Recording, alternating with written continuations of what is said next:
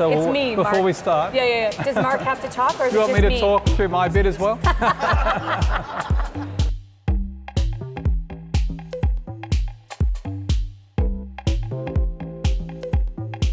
Welcome, Mark. Thank you so much for being here today.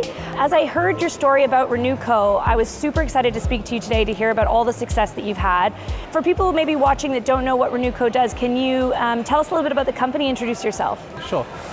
Well, RenewCo Solar is in the renewable energy space, so that includes batteries, EV charging, heat pumps, all of that stuff.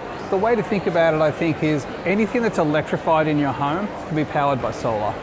So we're really a broadly based renewable energy company now, predominantly selling solar battery systems. I founded it with my oldest son, who was working in the solar industry at the time. Okay. I was actually in the healthcare industry for 25 years and decided to step out of that and do a complete sea change. Right. And so we decided to form this business together because we saw an opportunity where solar could be done differently. It certainly had a bad reputation for cowboys, for poor after-sales service.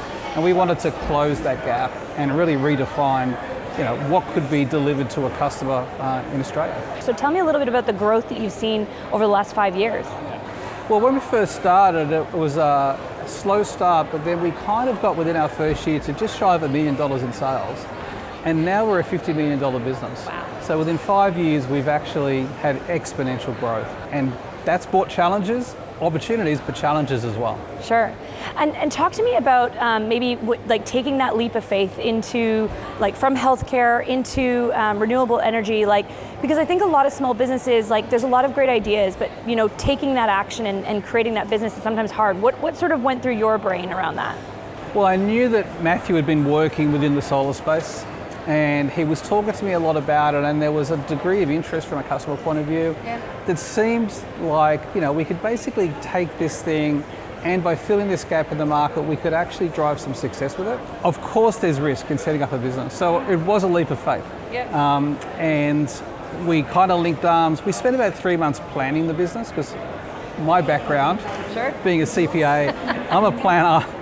But that was really valuable because when we hit the ground running, we knew exactly what we were going to go after, and we knew what we were targeting in terms of our customer base. So that decision was difficult and challenging at the time, but we had kind of confidence that we could actually make this thing work. Yeah. So it was a leap of faith, but it turns out it was a good one. Yeah. I'm not saying it was all smooth sailing, but it was a good one, and we were very driven to really make it a success as well, which means we didn't want to quit. No. Because a lot of people, when they set up small businesses, they also quit or they don't pivot. So we obviously pivoted a lot, but we didn't quit. And what a success story. You saw that rapid growth within that first year. And when I was reading your story, I was sort of understanding that you even started doing customer service through WhatsApp. And that's building a company from the roots up, right? And so talk to me about that. How did you start and see that there was this immense growth, and then realize that you had to move to technology to help you scale even further to the $50 million business you are today?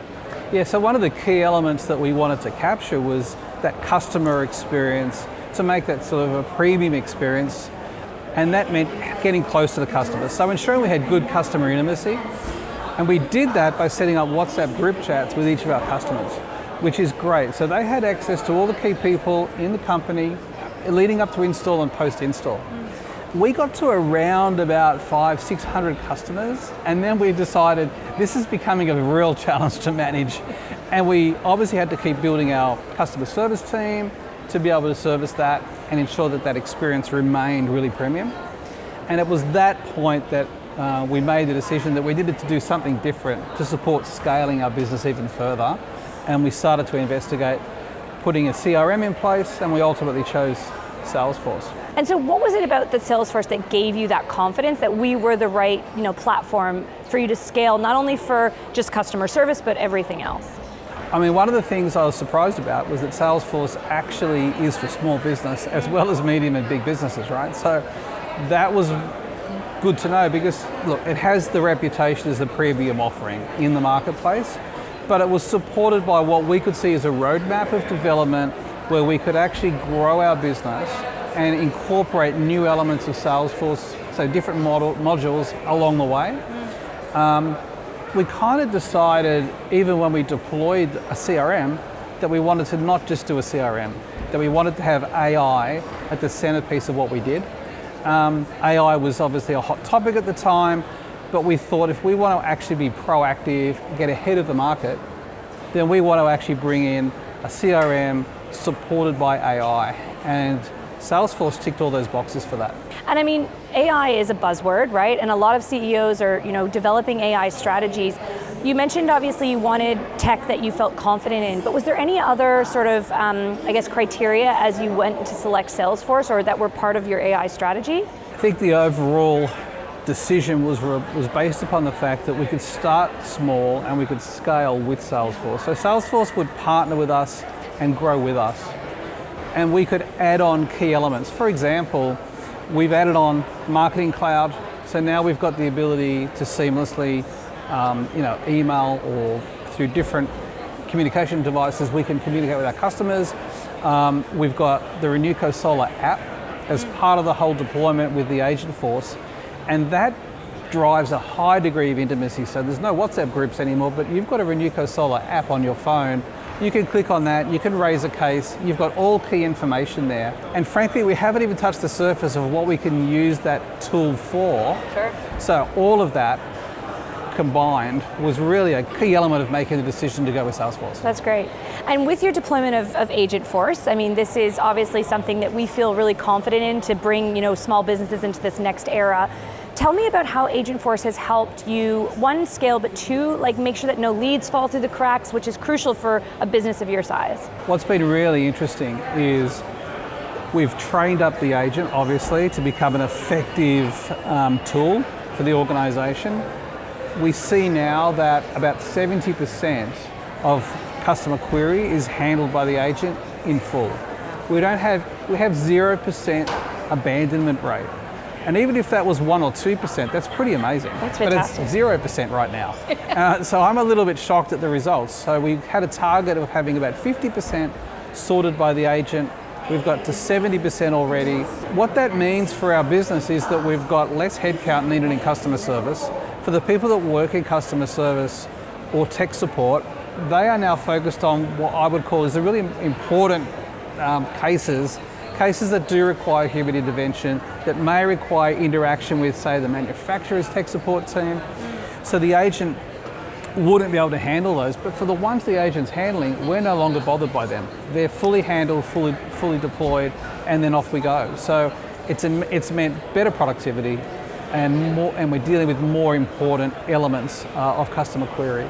And a 0% drop-off rate, that just means that, we constantly say here at Salesforce that data fuels AI. So you must have put a lot of thought into making sure that your data foundations was solid, because for that agent to solve, all those questions and queries, intelligently, you must have thought about that. Can you talk to us a little bit about what that strategy looked like as you deployed an agent? Yeah, and it wasn't perfect from the beginning. So when we first deployed it, what we found that the agent didn't even know we were a solar company. So we went back to say, well, what if we actually trained the agent on? And then we actually doubled down and re-engaged the right people in the company, understanding that we've got to really train this thing in some depth, okay? So we went through a learning curve ourselves in relation to what was really required. Then we spent a lot of time training the agent on technical data in relation to the products we sell. We spent a lot of time creating a knowledge base, which is focused on the typical type of questions that customers are asking and how to answer them. We fundamentally made sure it knew we were a solar company. That was a positive. But that focus and that attention to detail is why we're at the point we're at today. So it's absolutely critical that the data that goes in to the knowledge base is really rich. That enables the agent to then act upon it really effectively. So learning curve, but fantastic outcome. I mean, it's so true. You have to, train the agent just as you would to train a new customer support rep or sales rep, right? What has been the feedback from some of the people that work at RenewCo in working alongside this agent? Well, we certainly work alongside it because there's an internal agent as well. Sure. So whilst we're dealing with customer queries, so our people, our humans, are dealing with customer queries, they're able to bring up information that helps support the way that they're dealing with a query or a case through the internal agent. So they love it because they're better informed. We've got more consistency in terms of how queries are being answered. So the overall experience of partnering with an agent, with an AI tool, has been really very effective for us. And I'd say, at the beginning of all of this process, I was a skeptic, but now I'm definitely an advocate. So. And tell me, what does the future hold for RenewCo? I mean, you mentioned you're just kind of scratching the surface when it comes to AI, as I think many people are, and probably before tomorrow it's going to change and evolve again. If you were to look into a crystal ball, what does RenewCo look like with our partnership with Salesforce, and what do you think the growth pillars might be? I think for us, we see scalability geographically. Like, we're basically a predominantly Sydney, New South Wales based organisation right now. But we definitely see the ability to expand geographically to make us a national footprint and bring our differentiated approach to solar and battery nationally. And I think we've got confidence in doing that, given the effectiveness of the Salesforce and the Agentforce platform. The other thing is, we talk about where's the future lie when it comes to solar, because people might say, well, aren't we maxing out on solar? The future, in our view, is around sustainable living, and we want to continue to evolve our business to a sustainable living business. What does that mean? That means anything in the home that's electrified can be run by solar. So you therefore create a sustainable home. So for the people who've had solar and battery installed at an appropriate level, they're not really relying that heavily at all on the grid. And the value of that is that they can confidently therefore deploy systems or products within their home that they know is going to cost them nothing to run.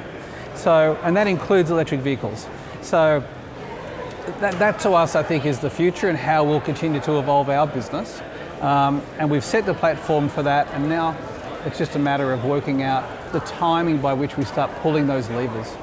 And Mark, final question for me. If you could give one piece of advice to our ANZ agent blazers on their agentic journey, what would you tell them or advise them to do or think about?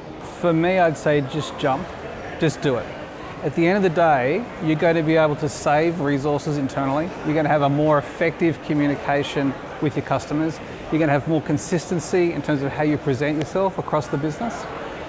And at the same time, if you do decide to jump, take the time to train the agent really effectively, and then you won't look back.